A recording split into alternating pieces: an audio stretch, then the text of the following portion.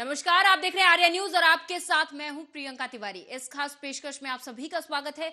खबरों की ओर रुख करेंगे। एनसीबी के deputy director general Dnyaneshwar Singh का बयान सामने आया। उन्होंने प्रेस वार्ता कर कहा कि अच्छा काम करना है, उस काम को समाज की बेहतरी के लिए करना है। एनसीबी के चरित्र को बदलने की मैं कोशिश करूंगा। स्टेट के थे और ये लोग सोशल मीडिया प्लेटफॉर्म के थ्रू, यूपीआई नेटवर्क्स के थ्रू पेमेंट टेक्नोलॉजी का इस्तेमाल करके ये लोग ड्रग्स को बढ़ावा दे रहे थे। ऐसे में जैसा कि मैंने आपको पहले भी बताया कि एनसीबी जो हमारे प्रेजेंट डीजी हैं उनके नेतृत्व में एक डेटाबेस ऑर्गेनाइजेशन बनने की ओर अग्रसर है। हम लोगों ने कल शिंदे गुट के विधायक संजय शिरसाट को हृदय विकार की तकलीफ के कारण मुंबई के लीलावती अस्पताल में भर्ती कराया गया था। आज वहीं मुख्यमंत्री एकनाथ शिंदे ने शिरसाट से मिलकर उनका हालचाल जाना। बता दें कि शिंदे गुट के विधायक हैं संजय शिरसाट, जिनको हार्ट अटैक आया था, जिसके बाद उन्हें लीलावती अस्पताल में भर्ती करवा दिया गया है। इसके बाद महाराष्ट्र के सीएम एकनाथ शिंदे ने शिरसाट से मिलकर उनका हालचाल जाना।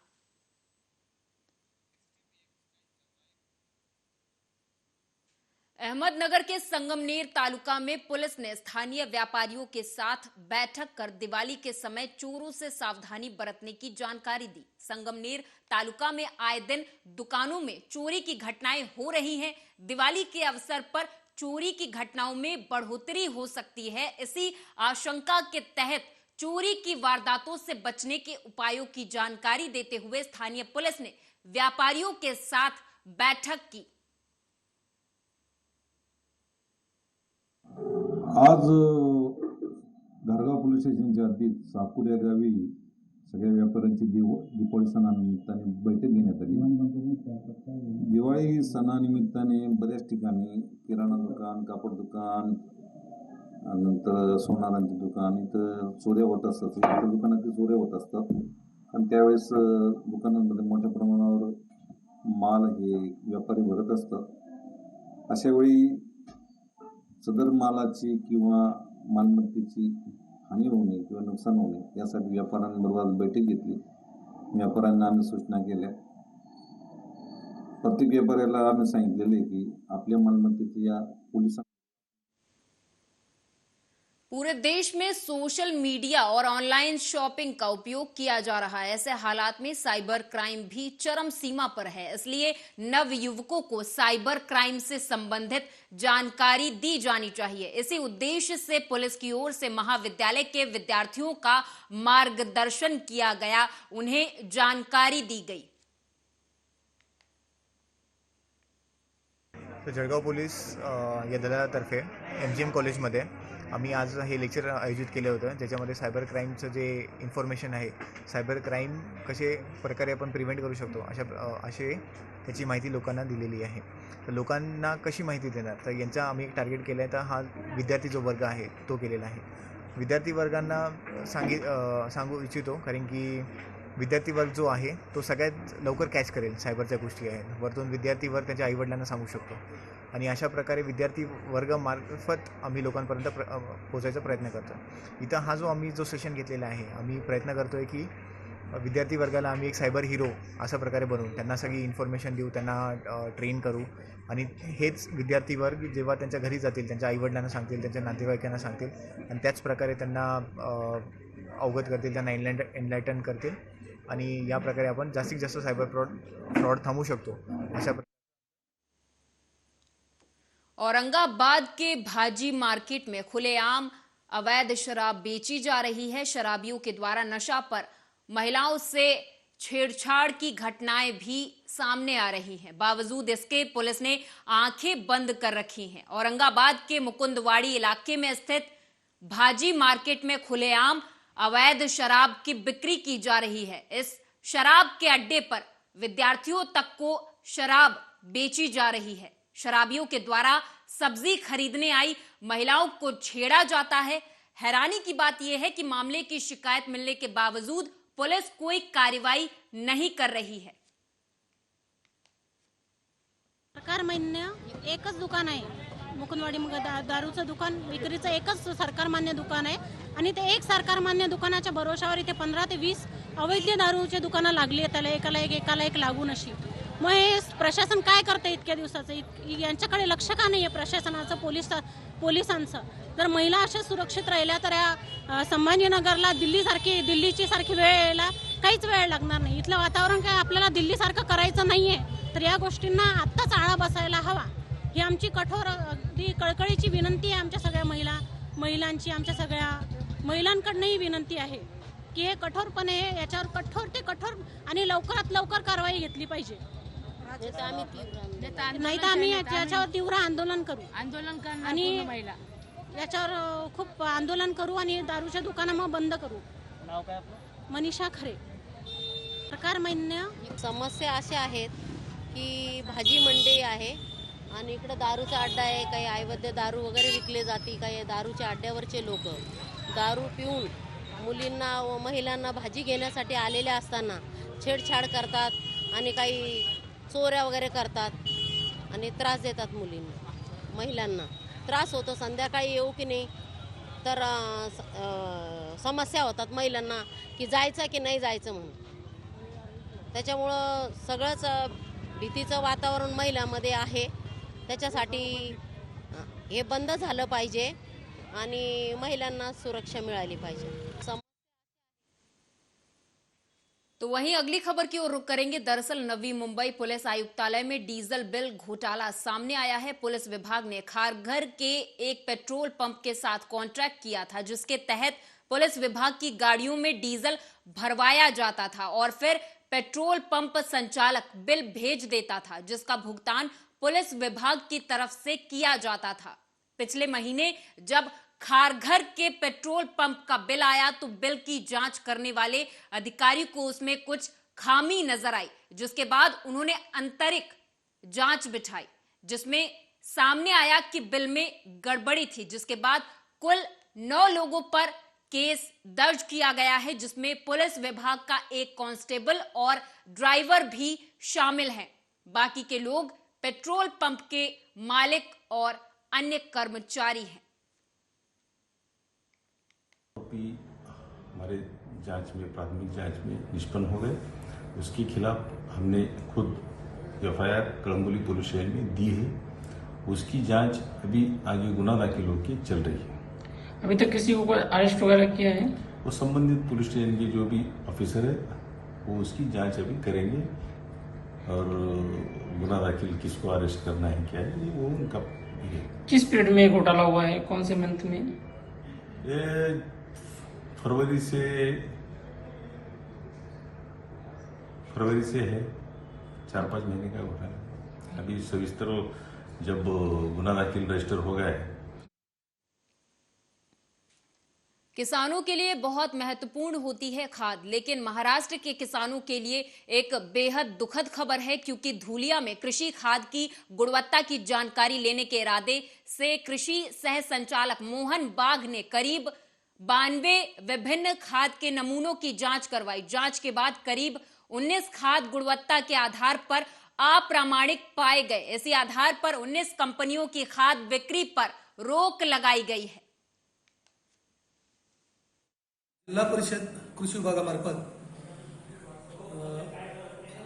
रासायनिक खताचे आतापर्यंत 92 नमुने हे घेतले गेले आणि ते खत चाचणी प्रयोगशाळा नाशिक येथे पाठवले आणि त्यामधून आतापर्यंत 19 नमुने हे अप्रमाणित घोषित झालेले आहेत आणि या अनुषंगाने कृषी सहसंचालक माननीय मोहन वाघ साहेब यांनी दिलेल्या सूचनांनुसार या जे खत अप्रमाणित झालेले आहेत या खतांना शेतकरी बंधूंनी यांची खरेदी करू नये असे आम्ही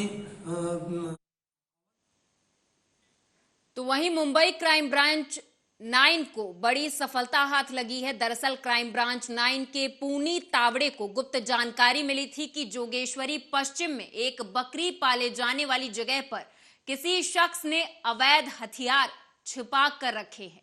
इसी जानकारी के आधार पर प्रपुनी किरण अहेर के नेतृत्व में एक टीम ने उक्त जगह छापा मारा।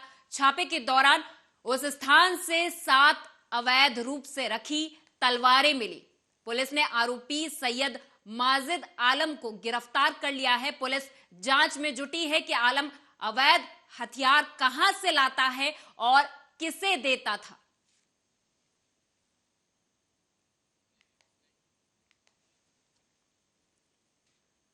तो वहीं अमरावती में कपड़े धो रही महिला नदी में आई बाढ़ में बहने लगी। हालांकि स्थानीय लोगों ने उसे बचा लिया है। यह हैरत अंगेज क्षण कैमरे में कैद हो गया है, जहां पर एक महिला बाढ़ आने से उसमें बह गई। हालांकि जब स्थानीय लोगों ने महिला को बहते हुए देखा तो उन्होंने उसे बचा लिया है।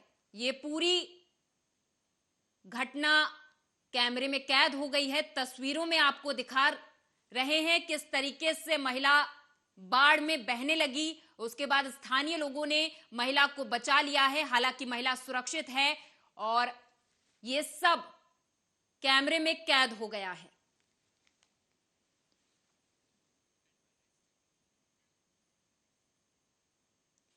कल्याण डोंबिवली महानगर पालिका आयुक्त डॉक्टर भाऊ साहब दांगड़े ने मंगलवार देर रात डोंबिवली स्टेशन के बाहर के इलाके का दौरा किया। स्टेशन के बाहर 150 मीटर की दूरी तक किसी भी फेरी वाले को फेरी न लगाए जाने की हिदायत दी गई। यही देखने के लिए केडीएमसी मनपा आयुक्त ने देर रात दौरा किया। मनपा आयुक्त के दौरे की जानकारी मिलते ही सफाई कर्मचारी भी आनन फानन में सफाई करते हुए नजर आए। हालांकि मनपा आयुक्त का दौरा सिर्फ दिखावा ही लगा, क्योंकि जिस समय उन्होंने फेरी वालों को देखने के लिए दौरा किया उस समय ज्यादातर फेरी वाले जा चुके थे।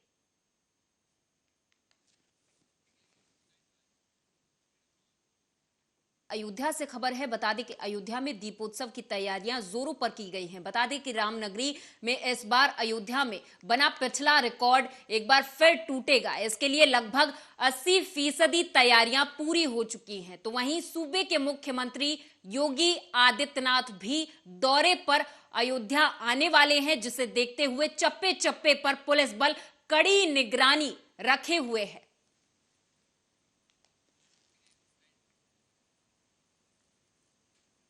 रायबरेली से अगली खबर है, जहां आपको बता दें कि प्रतापगढ़ राजमार्ग पर भीषण सड़क हादसा हो गया। आपस में 4 वाहन एक दूसरे से भिड़ गए। भिड़ंत के दौरान सब्जी लेकर जा रहा टेम्पो भी इसमें भिड़ गया। विपरीत दिशा से आ रहे 4 पहिया वाहन भी इसमें भिड़ गए, जिसमें एक की मौत हो गई, एक गंभीर रूप से घायल हो गया है। वहीं पुलिस इस पूरे मामले पर मौजूद है। सलोन कोतवाली क्षेत्र के नरुद्दीनपुर टोल प्लाजा के पास की यह घटना है, जहां आपस में कई वाहन भिड़ गए और यह भीषण सड़क हादसा हो गया। हालांकि पुलिस इस दौरान मौजूद है। घायलों को अस्पताल में भर्ती करा दिया गया है।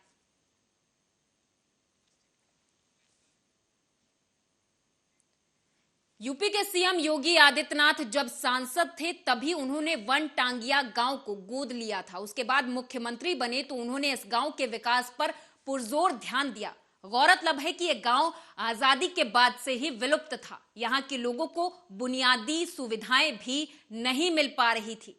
मुख्यमंत्री योगी आदित्यनाथ ने अपने सांसद होते हुए भी इनके लिए कई बार आवाज उठाई, लेकिन तत्कालीन सरकार इस पर कोई ध्यान नहीं देती थी।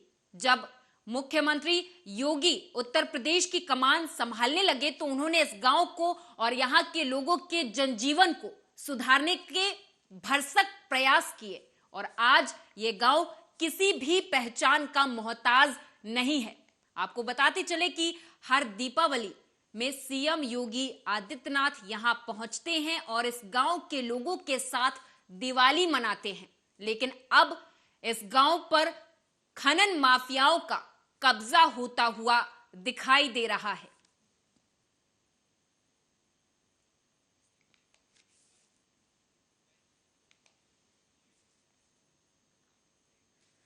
मथुरा से अगली खबर है। बता दें कि school games federation of India के द्वारा तेंग सू डो खेल का 3 दिवसीय online referee training seminar Gandhi park Mathura में आयोजित किया गया।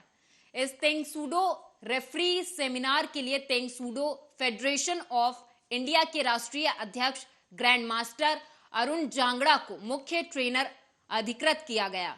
ग्रैंड मास्टर अरुण जांगड़ा ने सभी प्रतिभागियों को world sports Teng pseudo federation के रेफरी नियमों से अवगत करवाते हुए प्रशिक्षण दिया। सिंह है और मैं school game federation of India की तरफ से इस सेमिनार में एज ए कोऑर्डिनेटर जुड़ा हुआ हूँ। ये सेमिनार जो वर्ल्ड लेवल पर जो रूल्स रेगुलेशन चेंज हुए हैं, उन रूल्स रेगुलेशनों को भारत में जो रेफरी ऑलरेडी पहले से हैं, उनको ये रेफरी रिफ्रेशर के नाम से कोर्स इंट्रोड्यूस किया गया है। जो वर्ल्ड लेवल पे जो रूल्स रेगुलेशन चेंज हुए हैं उनको बताया जा सके। मेरा नाम अरुण कुमार जांगड़ा है और ये जो सेमिनार है school game federation of India की तरफ से आयोजित किया गया है। Online refreshment training course for Teng pseudo game रखा गया है। तेंग सूडो के जो नियम चेंज हुए हैं वर्ल्ड लेवल पर, उसके लिए ये है। क्योंकि जो रेफरी हैं हमारे पहले जो रेफरी रहे हैं उसके अंदर काफ़ी कुछ चेंजिंग आई है रूल्स में, तो उनको बताना बहुत ज़रूरी था। और ये ऑनलाइन जो सेमिनार है पूरे इंडिया लेवल का है। मेरा नाम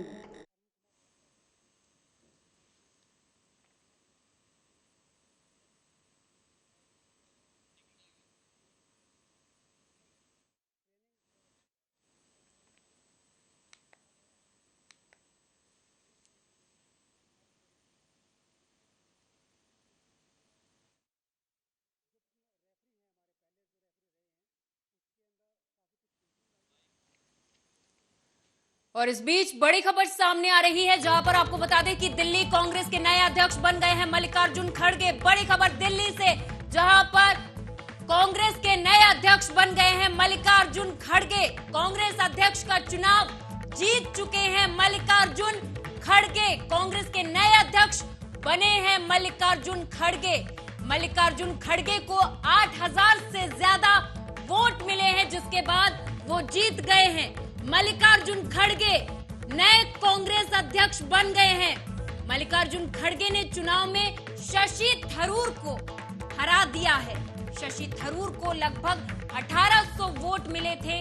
मल्लिकार्जुन खड़गे को 8000 से ज्यादा वोट मिले और वो जीत गए हैं। मतगणना के दौरान कुछ वोट अवैध भी पाए गए, लेकिन बड़ी खबर दिल्ली से बता रहे, जहां पर मल्लिकार्जुन खड़गे अधिक वोटों के साथ जीत चुके हैं। कांग्रेस के नए अध्यक्ष बने हैं मल्लिकार्जुन खड़गे।